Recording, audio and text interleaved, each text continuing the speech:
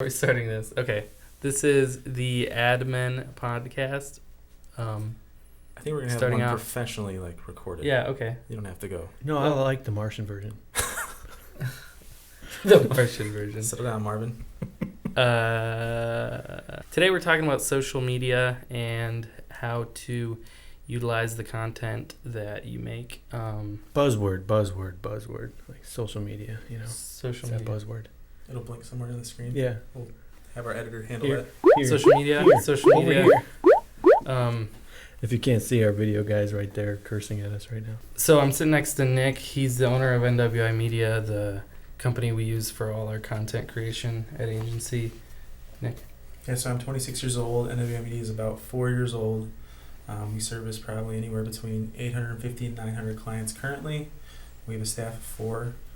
It's been really good to grow, and we saw the need for a company like Agency, which is kind of why I stepped into this, knowing that our clients have the need to be able to hit their actual client base with ads, data, and that's what Agency is able to provide. Over on the far right, we have John Mathewson, entrepreneur, serial entrepreneur, started multiple companies, runs business development for multiple companies, and he kind of has a crazy background. So background in a lot of small businesses, kind of like what Nick said, and really have a passion for, one, helping business owners focus on what's really important. And as a business owner and entrepreneur, it's really easy to get wrapped up into a lot of the in of the business and not focus on it. So that's a real passion of mine, and Agency really comes into play there while we help people focus on what's important while we can take care of the advertising and the marketing behind what their product and service. To my left is Kyle Hill. He's 24 years old. 22. 22 years old. See, Nick had to go and drop the ages. Yeah, John's And- almost Yeah. 30. Kind of let me down on that one. So to my left here is Kyle Hill, who's 22, and really a lot of behind the scenes on what makes Agency and who we are. Does a lot of the groundwork, helping us keep us organized and focused on our clients. So he does a lot of the one-on-one interaction with each of our clients to focus on specifically their post and gets into the real nitty-gritty with it. And Kyle's got a background in photography and stuff, and he can give you Photography, that. design, and I just really found an interest in social media and ad work and stuff, so starting this up. And we are the admin, We are. not madmen. Admin. Copyrighted podcast number 1. Nick from Northwest Indiana Media, part of Agency. So talk to us about social media. A lot of your clients that you shop for, you do a lot of real estate photos, business overview videos, and real professional style shoots. You got a lot of the good equipment, good guys shooting your stuff. But how often do you get asked about social media? I feel like that's something that we here at Agency hear a lot about is, I need to post more on social media. I got to put more out there. How often do you kind of hear that or run into that? I think even in the beginning we ran into it a lot. Like people just wanted to book video content because they knew it was relevant. Like they wanted to just be on trend with producing video content for their business. And the more we produce more and more video content, like I feel like probably well over 50% of our clients have us produce a video and then ask us, well, where should we post it? Like what should we do with it? And then probably even 8 out of 10 times they're not running ads on it. They're not trying to actually hit their target market. Like they're not actually looking at the demographics of who they're even trying to get that video to. It's more or less an afterthought. And we've even had clients that have us produce video content. They put it somewhere that they probably didn't even intend for it to go, and it didn't perform how they didn't want it to. So then they didn't book stuff even in the future. So, and that's really what kind of brings us together here at Agency is that's kind of a passion of ours, I mean, there's a lot, we'll kind of get into it later, but let's dive into that social media word a little bit. Kyle, talk to us about maybe some of our clients and the platforms that they're looking at, maybe the main ones everybody's thinking of, and maybe give us a little history about what they started or why they started and give us a little background on them. So, with social media, we have obviously the main platforms: Facebook, Twitter, Instagram, LinkedIn, YouTube, TikTok is newer, but a lot of people aren't even on those platforms. Like you make a video for them, and then they maybe put it on their website if they have one, and then they don't have a Facebook page for their business, which is obviously a critical component. And then obviously running ads to the people you're targeting is a super important thing. So like, So kind of get on that a little, back up. Like, why do you think, Nick, you could jump in too if you talk to people, but like, why do you think people haven't started that page yet? Why haven't they taken that step? I mean, we have clients that are just like an anomaly in the sense that they've never had a Facebook page. They close $20 million in real estate a year without it. Like, why do I need it? Yeah. So to try to explain to them, like, hey, you could be doing $35 million with a real estate page on Facebook and Instagram. They're not seeing the value because they're just over like, well, I don't need it. Like, I already have my reoccurring business. they're already comfortable. Yeah. Lack of knowledge. Okay. Yeah. That happens a lot. Mm-hmm. So let's talk about Facebook for a minute, because I think that's maybe one of the first that everybody thinks about, right? Why is that relevant? So now, a lot of people think that, right? But then there's also a lot of people that know they need to do it, but they just never get started too, right? So maybe give us something, why is it important? What's so big about social media? What is the purpose of it? Anybody, like, give us an idea of maybe give some people an idea of why it was started. What, an older realtor or an older business owner, or a younger one, why is it so important that they're on social media? Well, everyone's on social media.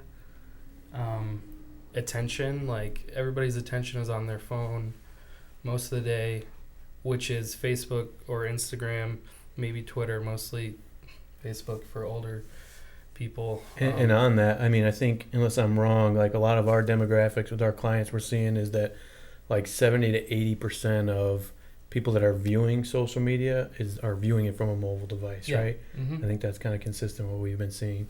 So yeah, the mobile consumption is huge too, right? So Sometimes I don't run ads on computers because it's almost pointless, waste of money. Interesting. So Instagram, give us a background. What is Instagram? For somebody that's a complete novice, why would they want to be involved on Instagram? Instagram was initially started just like to share and communicate through pictures, but now it's more of like a collaborating platform. It's connected with Facebook now, so you can connect all your content through there. But yeah, mostly collaboration, I'd say, with other people in your field or stuff like that. So Nick, I feel like NWI Media has done pretty well on the social platforms. What have you, and it's been on it for several years, what's something that you have seen maybe over the last several years as social media has changed and more people have adopted to it? Have you noticed anything? How has it changed? And it changed on how people are consuming it, changed how businesses are operating. How much has it affected your business too? I mean, it for sure helped us grow. Like when I first started my page, which my first one eventually got deleted, so technically we're on our second page. But even looking at posts from when we first started even to now, like when we first started, likes were everything. Like everybody was liking our posts a ton, weren't really getting any engagement, any sort of comments. And now here we are almost 4 years later, like comments like have jumped. Instead of having 2 or 3 on a post, some posts were getting 200 or 300 because people are more engaged, wanting to communicate and verbally tagging people that they know, like wanting to make sure people see this. Like that's been a big difference, that something that we've seen. And also like more along the lines of what they engage with. Like it used to just be simple that we could just share a video and people would be more engaged with that, but even more recently, like photos, like people just like the simplicity of being able to click through just 8 to 10 photos of a project we were just on or something we just shot or a good sunset or something like that. So it's always like a different flow of what people are consuming, and what's hard is like it's different on every single platform. I think it's different on every platform, and I think it evolves so fast, right?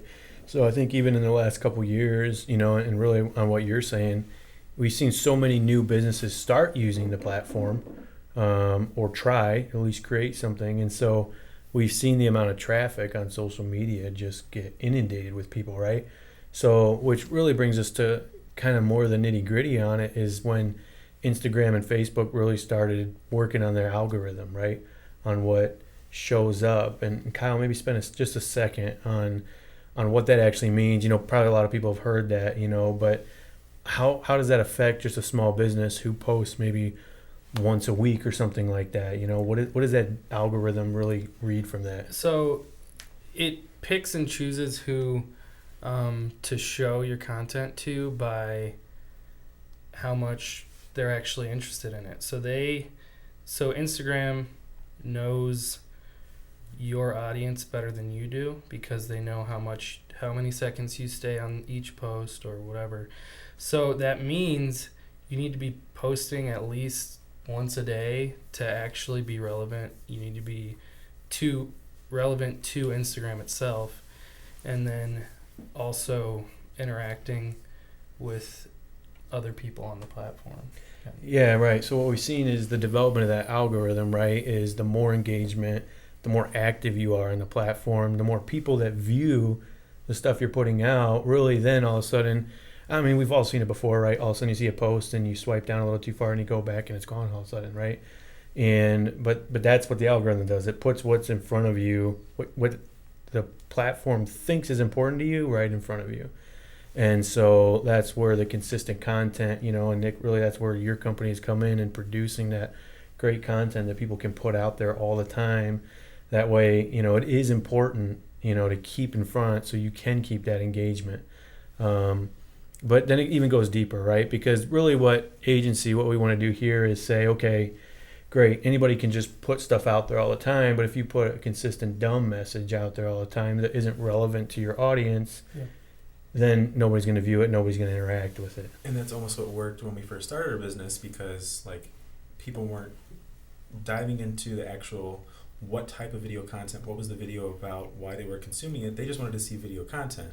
Right. So now the more we have clients that have been clients for 3 and 4 years, instead of just producing a video for them to produce a video, we want to produce a video that exactly matches the client that they're looking for and what they want to consume. That way we can take our clients that have been consistent, the clients that have kept us in business, but provide more value, help them get more leads, help them have more conversion. That's what agency can do. And that's something that we've even seen a need from even bringing over end-to-end media clients, having them meet with agency, value that they see and value that they're on board with.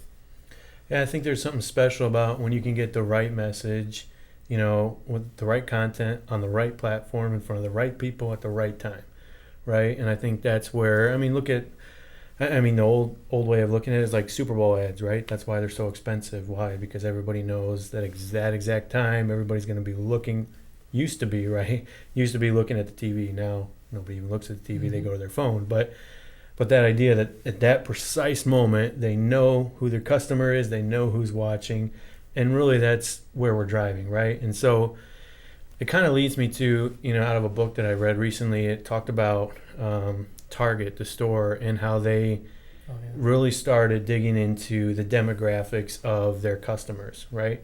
So what they realized is they had so much, as a retail store now, a little different than online, but as a retail store, they had so much information that they could learn on their customers just by their buying habits, so they could tell certain things. So what they did is what a lot of companies have done now is develop that rewards program, right?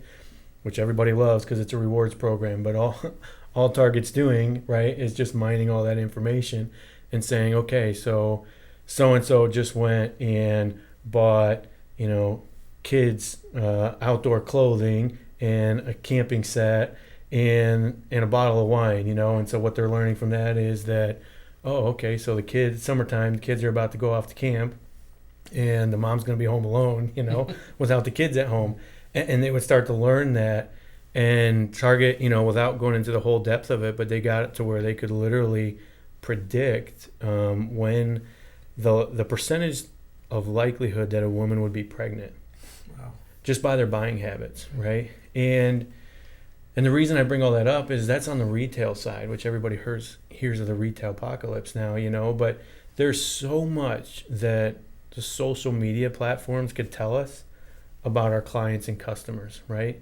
That we don't even look into, and if the retail side of it has already figured it out, rewards programs have been around for how long, right? It's not a coincidence that, you get an ad, you used to get an ad in the mail right after you bought something similar, right? And Target knows that if they can catch you buying just like baby kid stuff there that they have the potential of getting that customer for life. So next they're going to send them ads for diapers, and if they can get them to buy diapers there, a tired mom is not going to want to go to another store, so they're going to give her a percentage off on milk too, so she can just buy the milk there because she doesn't want to go through the hassle. And so they end up buying all that there. And how could that relate? I'm kind of throwing you guys on the spot because we didn't practice this, but how can we kind of relate, see where I'm going here, to what our clients have the possibility of doing on their social media platforms, and what did Target really have like hold of there, and still has a hold of it? Well, everyone, first of all, mostly everyone is on Facebook itself, and it has almost all your information. So if you're wanting to target somebody who likes jam, Facebook should know that they like jam, whatever. Are we talking about jamming Jam, or like apricot? Like apricot. Apricot. Wait a minute. Nick, what's the difference between a jam and a jelly? Oh man, jelly is a flavor, jam is a preservative. I'm halfway impressed. I don't know the answer, but I'm going to take that as the answer. I think that's it. I like it. Okay, sorry. Go ahead. Jamming. We're I was jamming. Gonna move on to him and see what he had to say. I mean, the data's already there. Like, if you really want to find your client, like, most people just want to throw money at ads and just see conversion from that. But if you really dive in and look at your cost per lead, like, there is data there that's going to help you more effectively reach the people that you know that you can convert. Mm-hmm. So the realtor that spends, this is hypothetical, but I mean, a good portion of our business is real estate agents. Like, we work for about 890 of them. If we can find an agent that already spends $120,000 on Zillow leads a year, and take them through an exercise that maps out the clients that they've had for the last year, what are the common denominators with them? Let's plug that into Facebook, make 5 different pieces of content, hit them with it, and you see these two perform. Suddenly, it's not outlandish to spend $10,000 a month on Facebook ads because you're hitting exactly who you know that you can convert. Mm-hmm. Like, the data's already there. Why wouldn't you use it? And a lot of it is just miseducation and the ease of, I'll just pay for the Zillow leads. Yeah. When you really just dive in, spend a little bit more time, find a company that can excel at it, and then you really start actually making more money because your cost per lead is going to go down, your conversion rate's going to go up, your bottom line's going to go up. So I think you hit the nail on the head there, right? When you said it's like a habit for them. I think a lot of businesses, and if you're a business owner, I mean, you got to where you are because of what you did in the past, right? But what we see happening is technology is changing incredibly fast. I mean, it's our job at agency to know that algorithm and know how to get it in front of people. And it takes a lot of our time, like, to stay up on top of it, But I think as a business owner, you have to adapt, right? You can't sending out flyers doesn't get you the return that you used to, It may still work depending on who your client is, but it's not going to get you what it used to. And I think you have to adapt to it. And I think a lot of what we spend our time on at agency is educating the client on who is your customer, right? I mean, because at the end of the day, you could have the best. I mean, Nick, you guys could produce the best video, the best graphics, and it could look amazing. And it gets in front of 2 people, neither of which are qualified to buy that product or that service, and has nothing to do with it. And I know that's been frustration for you because a lot of times that's your heart and soul that's into a product, and your client gets frustrated because it didn't do anything in their mind, didn't do anything for them, but in reality, it just didn't get in front of the right people, right? And really, that's what we try to do is help people identify who that customer is. And that only helps us excel because if you look at from a creative standpoint, somebody that can produce video content, their mind is one way shaped what that storyboard of the video is going to be. That is not adapted to what the client actually wants to consume. So, like, there have been times that we've gone and we've produced 2 variations of a real estate video. One is a really quick walkthrough, takes 4 minutes to shoot, probably 45 minutes to edit. And in the same house, we've gone through and spent 2.5 hours producing like a slider video, all the details, every inch of the house is covered. The edit takes 4.5 hours. Like, two completely different videos, two completely different feels. In my head, always it was like the slider video shows exactly what the client's going to want to see. It's got a smoother flow to it. And 10 out of 10, the walkthrough video performs better because people don't want to spend the time looking at the details. They want to get in and out. The video is only 2 minutes long. And there have been times that we've spent time producing that video, and the other one outperforms it in the sense of video that took 10 times as long and cost twice as much, saw 20,000 people, and Yeah. video 2 that took 4 minutes and an hour to edit got in front of 3 million. You need to flip your mindset, and it's hard for us to even do as creatives because we aren't producing content that we see with our eye. We need to produce content that the end user wants to see with their eye. Yeah. And I think that's so hard, right? Because it's so easy to look at a side-by-side comparison of the media that you put out and produced and say, oh no, that video was just crap, that didn't do well, and not take any time to look behind no, it wasn't that, it was, you boost, like, this was over Europe, in the middle of the night, and nobody saw it, and this one was boosted in the local area where it actually resonated with buyers that were looking for that house, right? So let's get practical now. So knowing our clients, knowing our customers is important, right? What are some ways, let's get practical for people, how can we help other business owners, other like-minded entrepreneurs, right, identify their customers? What have you guys maybe done in the past, or what have you seen? Or what do we help some people do to help identify exactly who that customer is first, then work backwards on what type of content is put in front of them and when and where and how? Well, I was gonna say a little bit about what you were saying is like, forget about what you want to show them, think about what they want to see, and then with that, who are you as a business owner, and who do you connect with that would be the right customer for you, Yeah. And I think along with that, like, always thinking about anytime you're either creating something, whether it be hiring a content company to do it, hiring an ad agency to handle it for you, like, forward thinking always is looking at a post that you've created and saying, what value does this provide? And if it doesn't provide any, then don't put it out. Like, Yeah, like, what's the purpose of Yeah. it, right? but I mean, I think looking at information that you already have as a business owner, a lot of business owners have a ton of data. They're getting people's names, they're getting ages, they're getting phone numbers, they're getting what city they live in, they're getting email addresses, like stuff that you can already immediately plug back into your social media, that then you're going to start not selling to people, just staying in front of them. It's something that we always tell our real estate clients that come to us and they have a business page and they're like, well, what should I be putting out there? And I always tell them, I'm like, 99% community, 1% real estate. Like, people already know you're a realtor. Like, I right now in my head can think of all the Facebook friends that I have that are realtors. Like, I don't forget what my brother does for work. I don't forget what his buddy does for work. Like, it's always something that stays in my mind. People have a good enough memory to understand that. But making sure that the stuff that you put out is either community focused, you need to give people value about something that they care about. And 9 times out of 10, people don't care that you're a realtor. People always don't want to see your listings, but they do want to see what the trick or treat times are. They do want to see that you do need to change your clock back. They do need to see that they found this coupon, like stuff that provides instant value. Then you're going to gain followers to your page. You're going to get people that are interacting with other people on your page, and ultimately grow your social platform and stay in front of more people. So good. So kind of like a takeaway on that would be like, look at your existing customer base, right? So, I mean, I think that's the best way to start. How do I know who my clients are? If you're already in business, look at who you're doing business with, right? And most of the time you can look back at certain clients that you would want to work again for and certain clients that were just a pain through the whole process, right? And for some reason, maybe they just weren't educated enough about the product or service, whatever it was, right? But look at who your current customers and clients are, right? And then start to build around that, right? Because, I mean, Kyle, there's a lot of cool things, right, that we can do with even those customer and clients, right?